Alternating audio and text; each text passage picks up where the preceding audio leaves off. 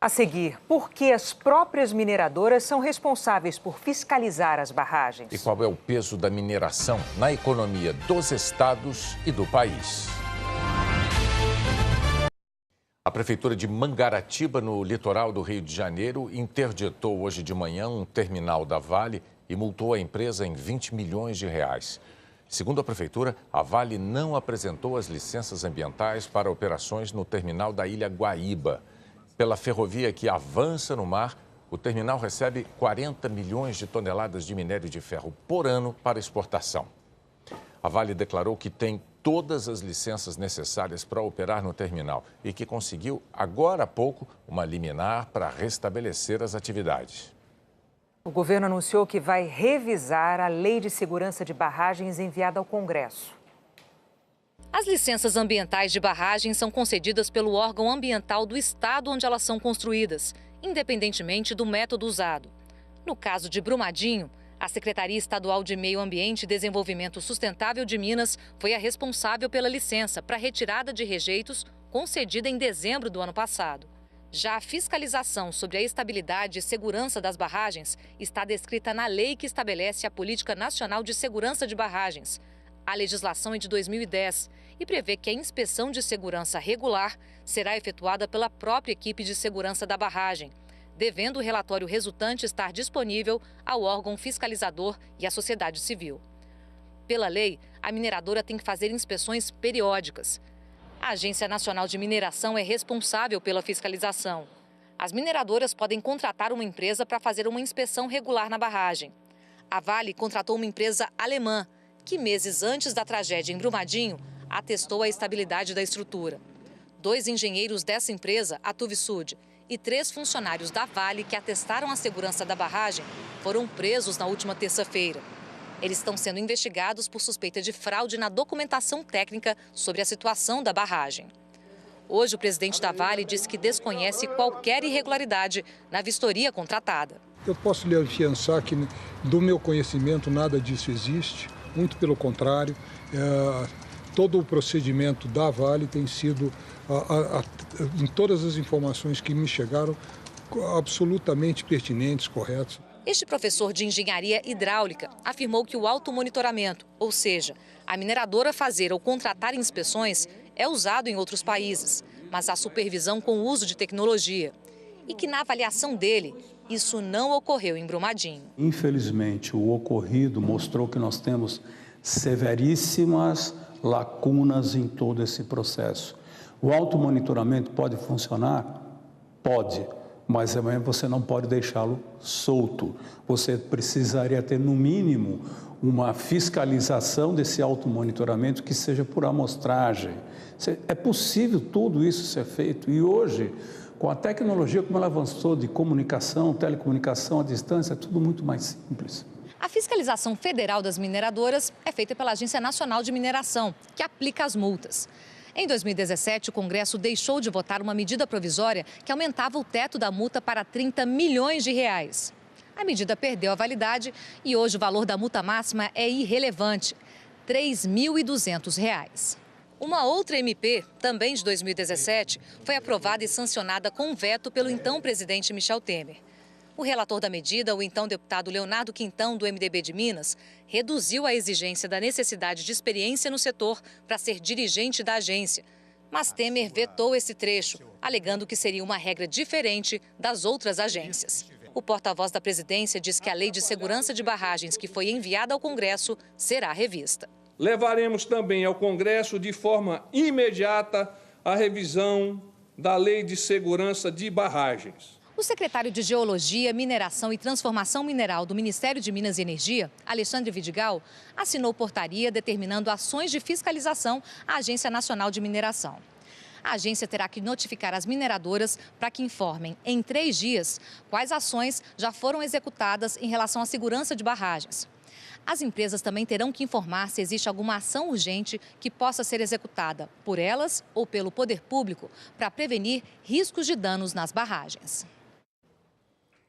A decisão da Vale de encerrar atividades em 10 barragens de Minas Gerais vai ter impacto financeiro para os municípios diretamente envolvidos, mas também em nível estadual e federal. Um setor gigantesco e tradicional na economia brasileira. Alimenta uma cadeia industrial que emprega mais de 2 milhões de pessoas em vários estados. O processo de descomissionamento anunciado pela Vale para desativar a produção onde há barragens de alteamento a montante, como a que se rompeu em Brumadinho, deixou em alerta principalmente Minas Gerais.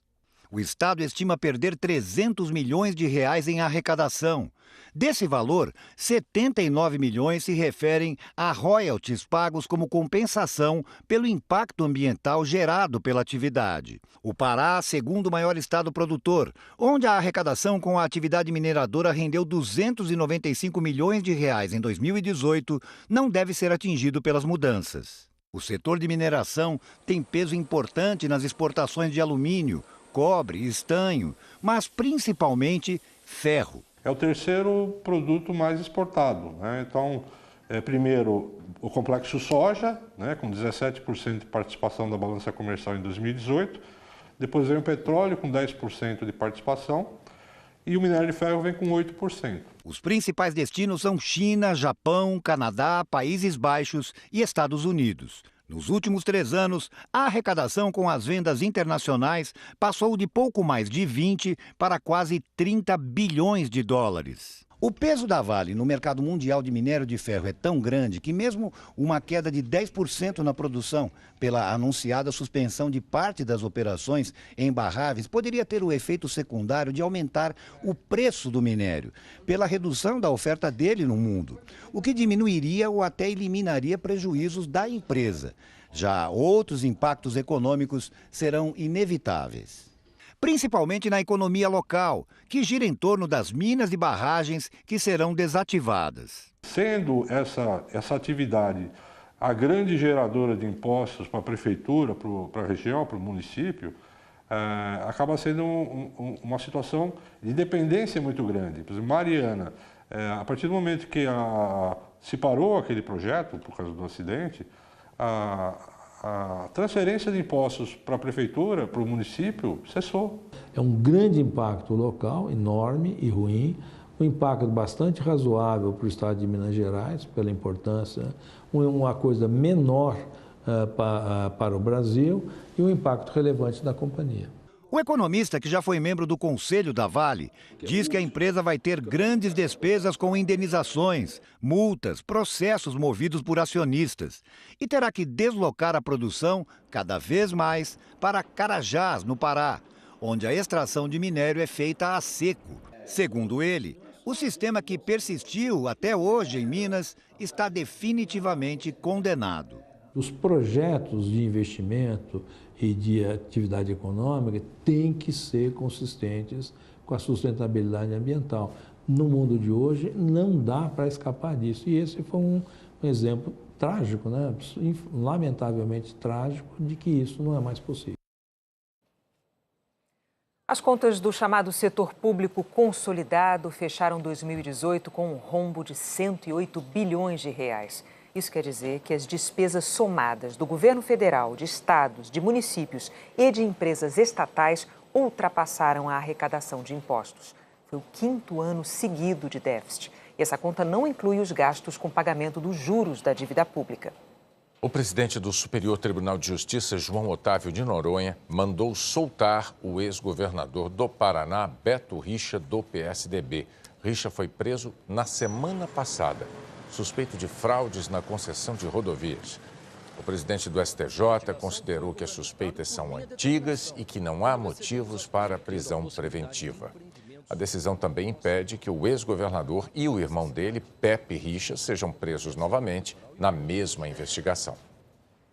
A seguir, um retrato da educação no Brasil em 2018. E o que aconteceu no mercado de trabalho no ano passado?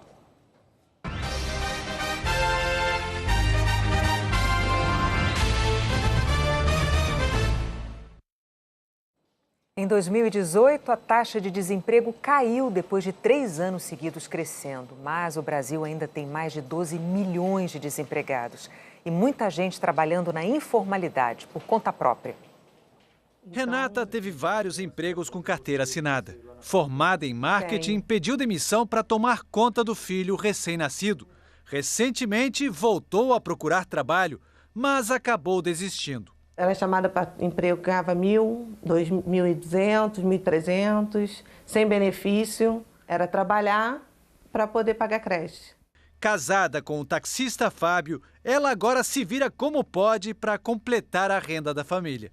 Hoje eu trabalho com venda de açaí, trabalho com venda de sapatilha, trabalho com venda de semijoias. Sempre trabalhei, é a primeira vez que eu me vejo nessa situação, sem salário. A pesquisa do IBGE mostrou que cada vez mais as famílias brasileiras estão sobrevivendo na informalidade.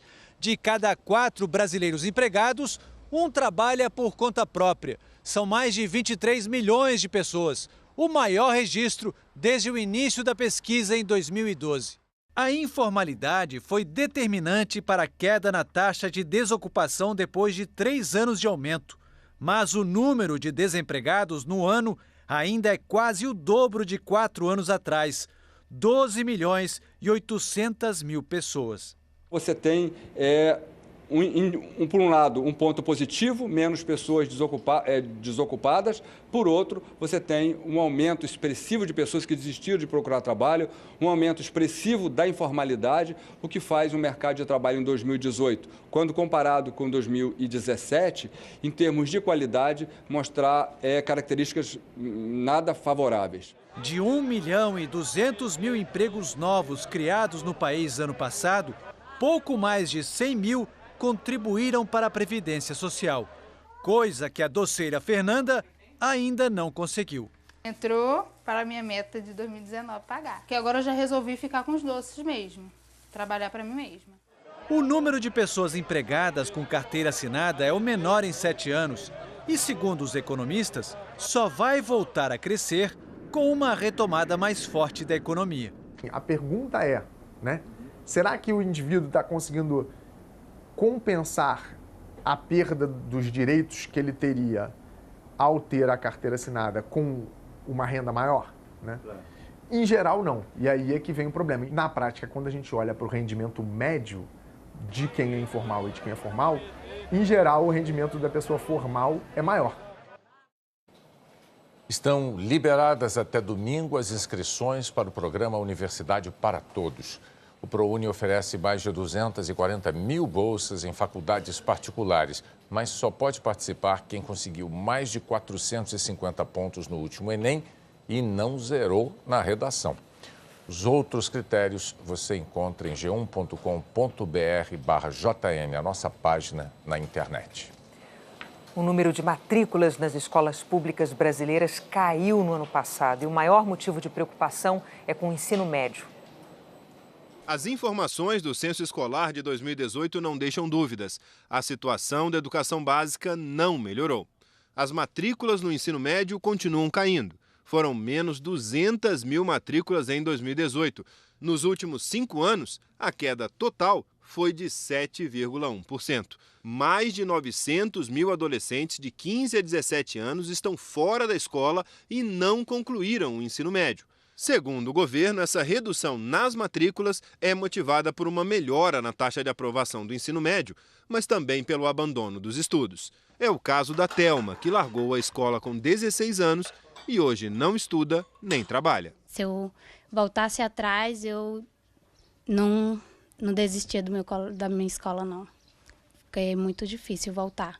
Nas escolas da rede pública com tempo integral, o número de matrículas caiu de 16,3% para 10,9% no ensino fundamental. No ensino médio houve aumento, mas o percentual ainda é baixo e preocupa especialistas. Os países que avançam em qualidade do ensino e aprendizagem, as crianças ficam muito mais na escola. E aqui no Brasil, a criança fica apenas meio período. Então, a gente precisa avançar nesse caminho do tempo integral, sem dúvida nenhuma. O Ministério da Educação considera que os problemas no ensino médio são reflexos de deficiências em etapas anteriores. Em queda nas matrículas, nós estamos trabalhando com a questão de fortalecimento da educação básica, especialmente com foco na alfabetização. Só na educação infantil houve aumento de matrículas. De acordo com o censo, os professores também enfrentam um problema recorrente para oferecer um bom ensino: a falta de estrutura nas escolas. Em Ceilândia, no Distrito Federal, o laboratório de informática só tem computadores velhos e sem internet. e são 2.500 alunos aqui. Na escola, nenhuma sala tem ar-condicionado e as aulas começam no próximo dia 11. A Secretaria de Educação do Distrito Federal declarou que a escola terá banda larga até o fim de fevereiro. Na maioria das escolas de ensino fundamental pelo país, não existe laboratório de informática. 1 em cada 3 não tem nem acesso à internet e quase metade não tem biblioteca ou sala de leitura. Nas escolas do ensino médio, mais da metade não possui laboratório de ciências. O profissional é frustrante, ele tem que batalhar para manter esse aluno dentro de uma escola. A seguir, o primeiro desafio político do governo Bolsonaro. As eleições de presidentes da Câmara e do Senado.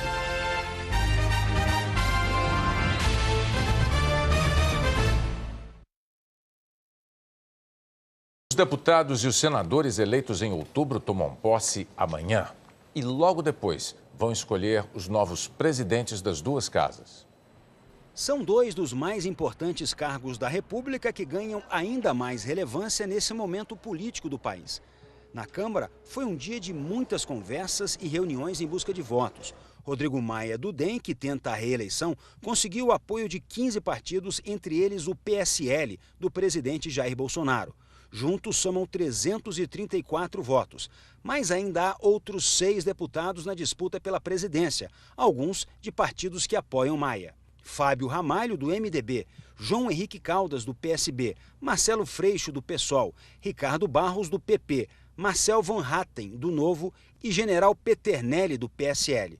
A eleição é por voto secreto. Já no Senado, há um movimento para fazer a eleição com o voto aberto. Foram várias reuniões durante o dia. É uma tentativa de enfraquecer a candidatura de Renan Calheiros. Teria mais chances de vencer a disputa para a presidência da casa se os senadores não forem obrigados a declarar o voto. A indicação da bancada do MDB para Renan Calheiros disputar a presidência do Senado pela 5ª vez provocou resistências dentro e fora do partido. A senadora Simone Tebet foi para a disputa no MDB com Renan, mas perdeu por 7-5. E depois de várias reuniões em que não houve acordo por uma candidatura única contra Renan Calheiros, 7 senadores se mantiveram na disputa. Álvaro Dias, do Podemos, Ângelo Coronel, do PSD, Davi Alcolumbre, do DEM, Espiridião Amin, do PP, Major Olímpio, do PSL, Regufe, que está sem partido, e Tasso Gereissati, do PSDB. No Senado, como na Câmara, a mesa diretora de cada casa tem ainda mais 10 cargos em disputa, 2 vice-presidências, 4 secretarias e 4 cargos de suplência, todos com direito a gabinete especial e funcionários. Os presidentes da Câmara e do Senado comandam as votações no plenário, decidem quais projetos e quando devem ser votados. A regra vale também para os pacotes anticorrupção, que a sociedade espera ver aprovados e são considerados cruciais pelos investigadores da Lava Jato. Se eles não forem pautados, não serão discutidos. Se eles não forem discutidos e aprovados, nós continuaremos por muito tempo revelando, fase após fase, novos escândalos de corrupção. O poder dos presidentes da Câmara e do Senado é ainda maior quando estão em jogo mudanças na Constituição, que exigem várias votações com aprovação de pelo menos 3/5 dos deputados e senadores. E a mais urgente hoje é a reforma da Previdência, defendida pelo governo como fundamental para organizar as contas públicas e permitir a retomada do crescimento. Essa economista defende a mudança. A gente chegou numa situação em que é necessário enfrentar esse problema, não só por questões fiscais, mas por questões de justiça social e, portanto, tem que ser uma reforma completa. A assessoria do senador Renan Calheiros disse que ele recebeu um telefonema de parabenização do presidente Jair Bolsonaro logo depois de ser lançado como único candidato do MDB à presidência do Senado. A legislatura que começa amanhã traz uma das maiores renovações dos últimos anos. A primeira foto oficial para o cadastro na Câmara. O registro biométrico para poder votar. Na véspera da posse, teve aula para os novos deputados. Eu realmente não venho da vida pública, né? Eu só venho da iniciativa privada. Então, para mim, está sendo uma grande experiência. E para nenhum deputado novo se perder, tem até fita adesiva no chão para indicar os caminhos. Em 2014, o PSL, partido do presidente Jair Bolsonaro, elegeu um deputado. Hoje, a bancada tem 52 e 47 deles nunca tiveram mandato na Câmara. É o partido com mais parlamentares em primeiro mandato. O major Vitor Hugo é um deles. Servidor da Câmara, mas sem experiência no parlamento. Vai ser o líder do governo, um cargo estratégico para aprovar os projetos de interesse do Planalto. Eu não tenho realmente experiência parlamentar, mas eu estou aqui na Câmara de Deputados há 4 anos, tenho experiência legislativa. A Câmara teve a maior renovação em mais de 30 anos, 48%. Dos 513 deputados eleitos, 244 vão ocupar essas cadeiras pela primeira vez. Mas mesmo entre eles, muitos não são assim tão novatos. Já têm muita experiência política. Mais da metade desse grupo de novatos na Câmara já teve atuação em outros poderes. São ex-senadores, ex-governadores, ex-deputados estaduais e distritais, ex-prefeitos e ex-secretários, como o deputado João Campos, do PSB, ex-secretário do governo de Pernambuco, filho do ex-governador, ministro e candidato a presidente Eduardo Campos e bisneto do também ex-governador Miguel Arraes. Nós não podemos negar a política. A política é um instrumento necessário para o bom funcionamento de qualquer sociedade. O que nós devemos questionar é a forma de se fazer política, que muitas vezes vem sendo feita de maneira equivocada.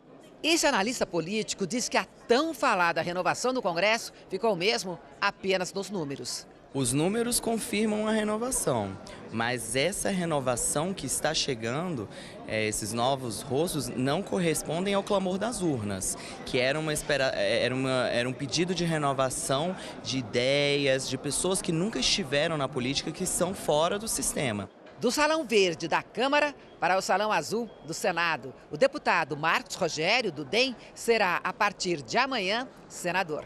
Vai ter essa renovação na prática com novatos e com alguns com experiência, mas com um perfil diferente de atuação. O eleitor não vai se arrepender.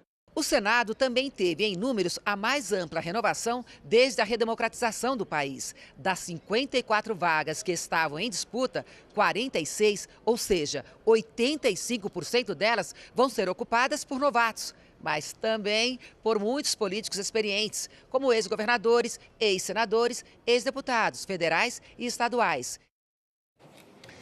O presidente Jair Bolsonaro despachou hoje num gabinete improvisado no Hospital Albert Einstein, em São Paulo. Na segunda-feira, ele foi operado para a retirada da bolsa de colostomia. O presidente Jair Bolsonaro despachou com o subchefe de assuntos jurídicos da Casa Civil, Jorge Oliveira. Assinou decretos de ajustes nos regimentos do Ministério da Economia, das Secretarias-Geral e do Governo, Casa Civil, Controladoria Geral da União e da Vice-Presidência. Para isso, Bolsonaro acabou desrespeitando a recomendação médica de não falar. A despeito do médico dizer para ele ficar calado, ele já está falando. Eu tenho que reconhecer que é difícil que ele ainda se domine no que toca a essa questão de falar. Mas tem procurado atender aos ditames que os médicos lhe impõem. O boletim médico divulgado hoje informou que o presidente mantém boa evolução clínica, sem febre ou outros sinais de infecção, que não há disfunções orgânicas e que os exames laboratoriais estão estáveis. Bolsonaro continua em jejum oral, recebendo os nutrientes por via endovenosa. O presidente voltou a fazer exercícios respiratórios e fisioterapia motora com a ajuda de um aparelho e caminhou novamente pelo corredor do hospital. A seguir, o frio que mata nos Estados Unidos. E o calor que bate recordes no Brasil.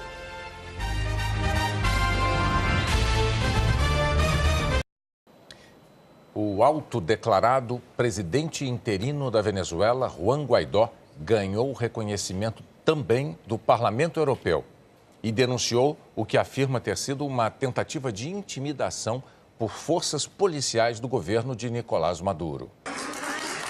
Juan Guaidó fazia um discurso a apoiadores ao lado da mulher, Fabiana, quando denunciou. Neste momento, o FARC está em minha casa. Nesse momento, as forças de segurança estão na minha casa perguntando por Fabiana. Neste momento, a ditadura. A ditadura, ele disse, acha que pode nos amedrontar.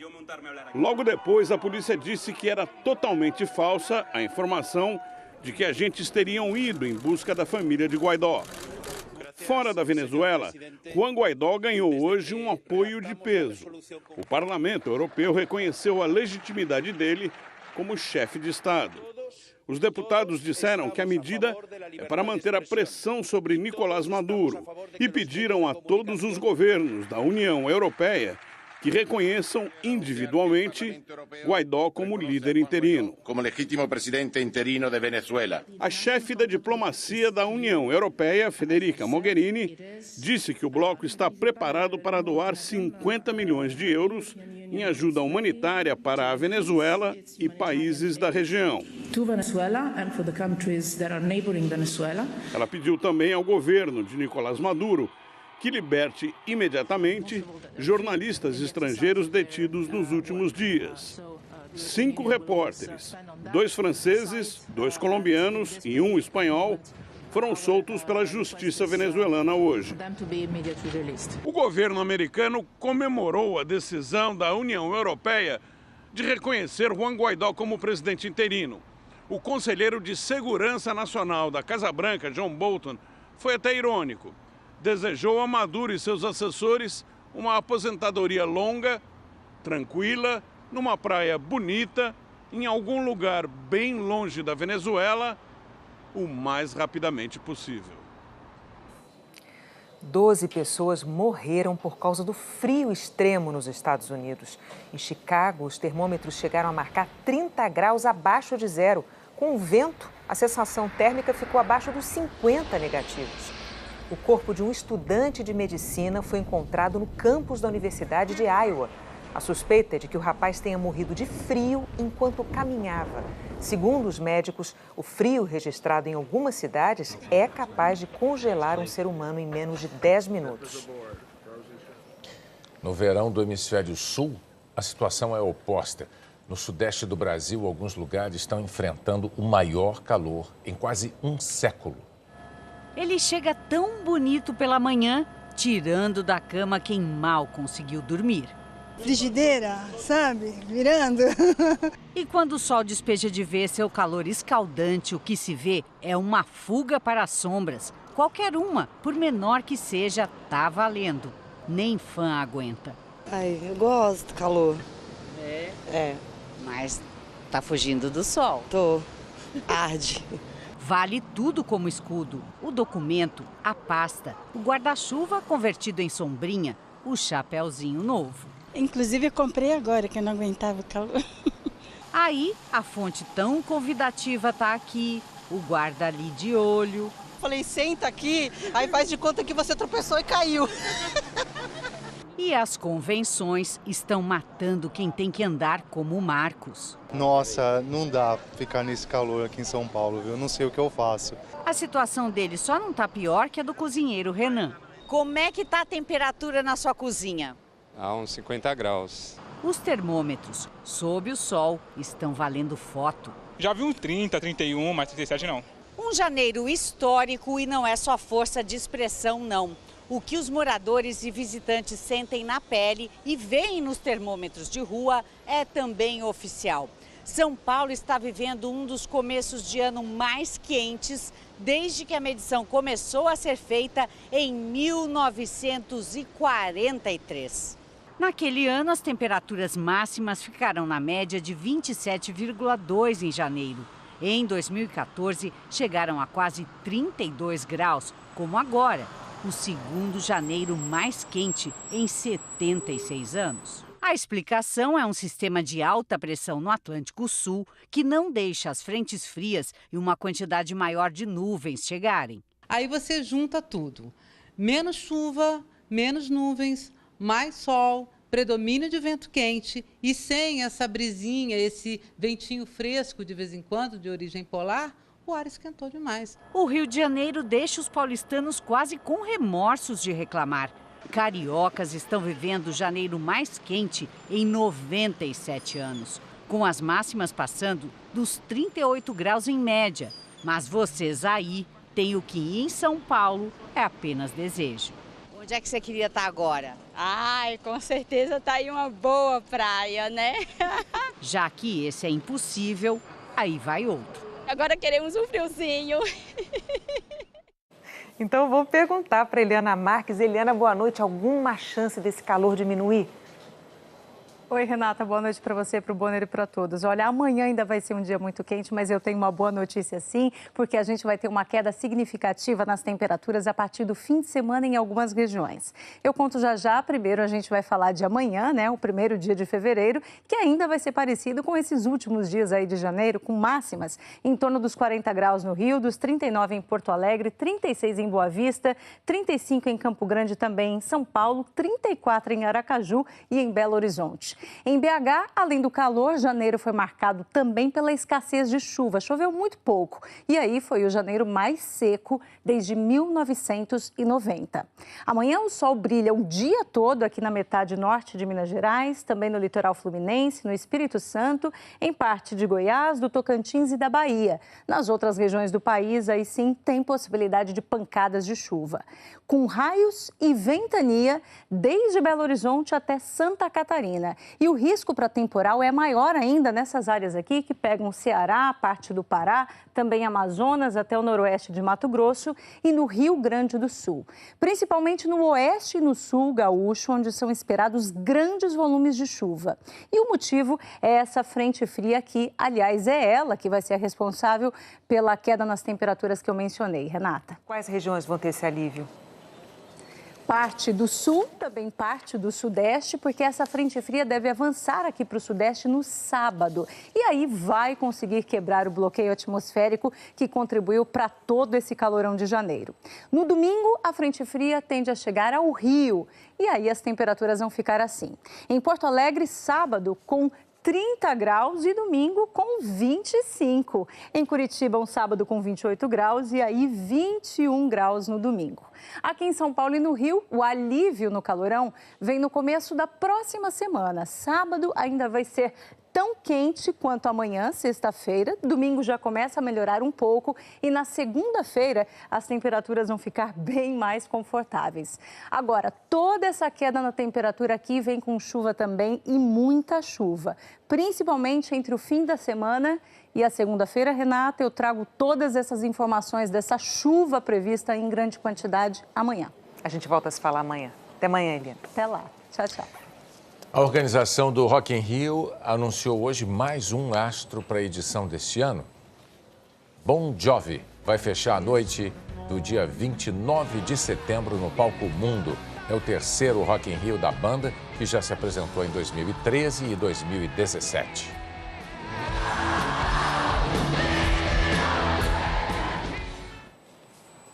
Logo mais, depois de Lady Night, tem o Jornal da Globo. Boa noite. Boa noite, até amanhã.